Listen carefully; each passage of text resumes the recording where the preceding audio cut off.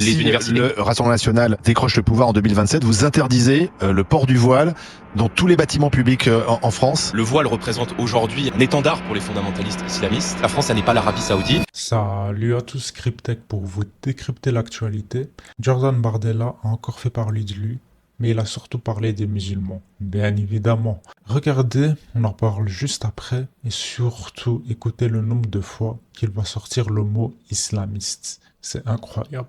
Le voile représente aujourd'hui, à mon sens, un étendard pour les fondamentalistes islamistes.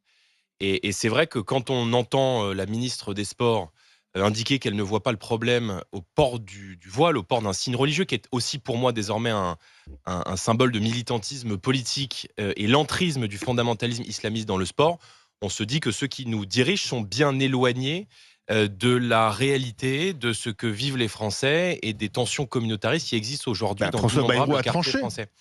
Oui, mais encore une fois, j'attends de voir. Mais si vous voulez, il ne s'agit pas de faire de la com.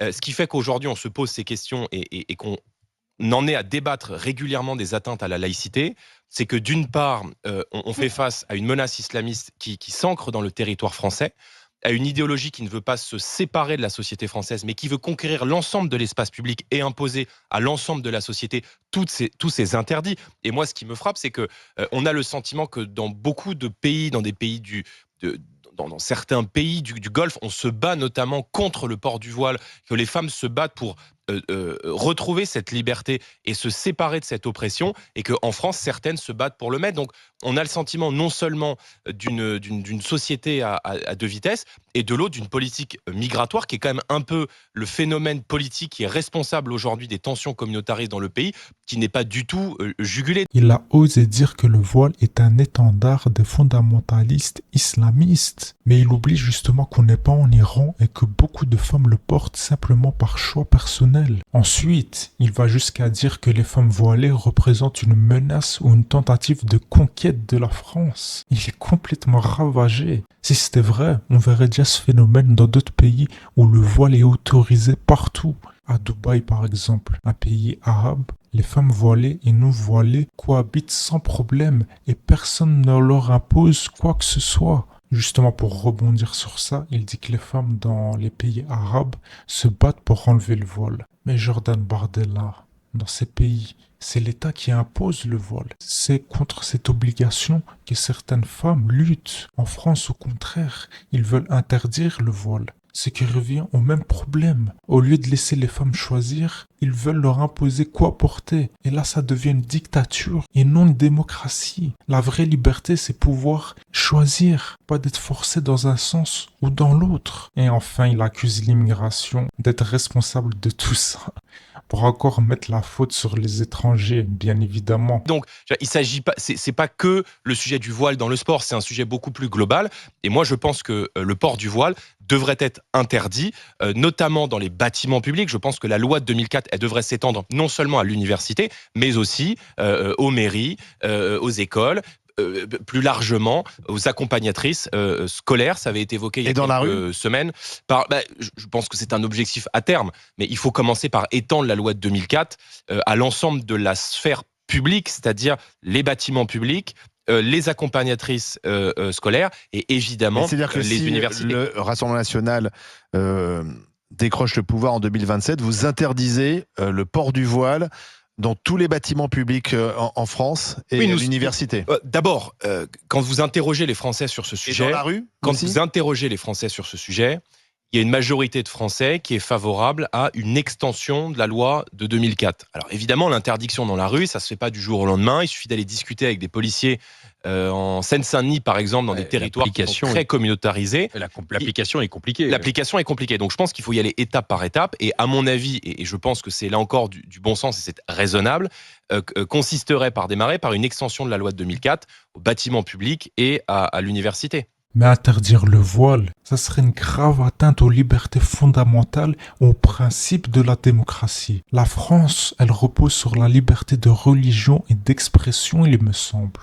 Ce qui signifie que chacun doit être libre de s'habiller comme il le souhaite. tant que cela ne nuit pas aux autres. En interdisant un vêtement pour une catégorie spécifique de la population, l'État y violerait ses principes et instaurerait une politique discriminatoire, ce qui est totalement contradictoire aux valeurs républicaines, mon cher Jordan. En plus, interdire le voile, ça serait créer un climat explosif, surtout dans les quartiers comme il l'a dit.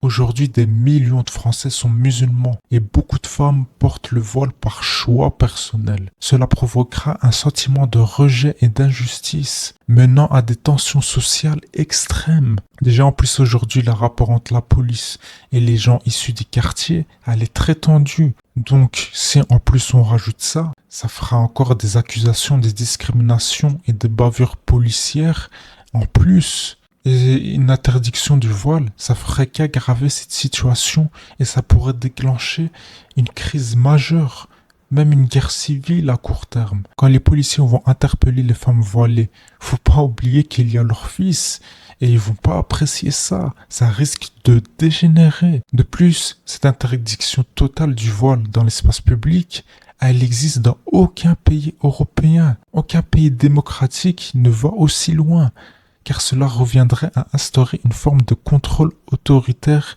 sur les individus et à cibler une seule communauté religieuse. La France, ça n'est pas l'Arabie Saoudite, et je considère, j'ai beaucoup de respect pour les pays Mais ça du peut le Golfe, devenir. j'ai beaucoup de respect pour les cultures du Golfe, Ça peut le mais devenir. je ne souhaite pas que la France devienne un autre pays et que toutes les femmes soient contraintes dans les quartiers, parce qu'elles habitent dans des quartiers où il y aurait une majorité de population musulmane, de porter le voile.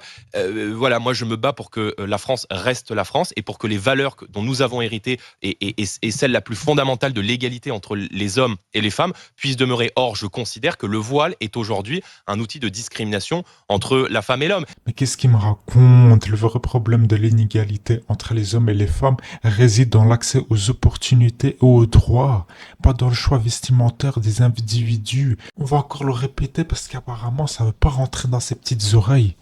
De nombreuses femmes portent le voile par choix personnel, en raison de convictions religieuses ou même culturelles, et non parce qu'elles sont contraintes par un homme ou un groupe islamiste du 9-3 de Saint-Denis ou je sais pas quoi comme ils le répètent. Les restreindre dans leur liberté de choisir ce qu'elles portent revient à limiter leur autonomie et leur liberté individuelle, ce qui va à l'encontre des principes démocratiques, mon cher Bardella. Interdire le voile en France est loin de défendre la liberté des femmes, mais ça impose une norme vestimentaire autoritaire, ce qui ne favorise pas l'égalité comme il le dit. Le véritable combat pour l'égalité doit se concentrer sur les inégalités réelles, comme l'accès à l'éducation, à l'emploi et à des droits égaux, plutôt que sur des décisions personnelles concernant juste un voile, un vêtement au final.